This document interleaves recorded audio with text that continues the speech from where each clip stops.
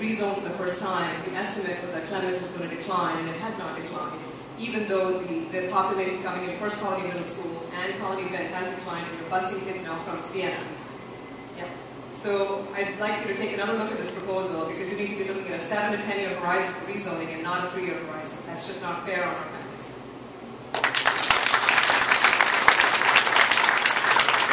Hi, my name is Troy Evans. I'm from Lake Colony. I'm originally from Georgia. This is my third public hearing opportunity. I've been to 2 board meetings. I addressed the board on February the 14th. I'm not used to zoning politics. It's something new to me. I find the experience a little distasteful. But I tell you what, I'm sympathetic for what everyone's going through here tonight, which is having neighborhoods ping-pong back and forth every couple of years. How about a 5-year moratorium on rezoning?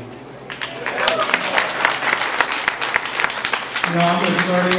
I'm used to looking at rules and how those rules are applied, and the board has some specific zoning guiding principles they're supposed to follow. They're violating every single one. They're not keeping neighborhoods together. They're splitting Lake Colony into 1/3 and 2/3. 2/3 will go over to Elkins. I'll be in that 2/3. 1/3 is going to remain zone dependence. And we're not making excellent use of our facilities.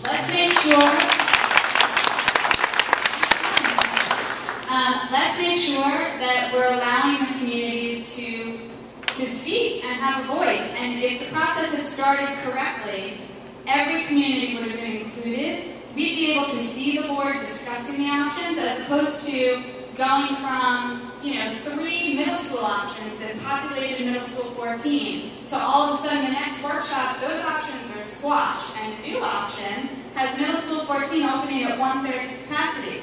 We never saw any discussion about it. We don't know how we got to this plan, but here it is, and now we're going to vote on it in March, and I don't think that that's acceptable. I think going forward, the board needs to know to get the community involved, because it would be a lot easier to swallow this process if we had some voice in it.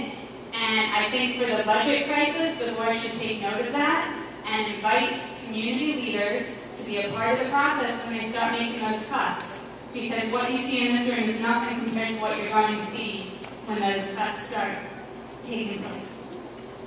That's all. Thank you. I remember directly that the first zoning options presented are usually the most fiscally responsible options. Everyone in this room needs to email your board members and email Dr. Jenny with specific questions, demanding answers, and hopefully we can get Dr. Jenny to re-present the original zoning options to the board for an open discussion where community concerns are actually addressed in a public forum.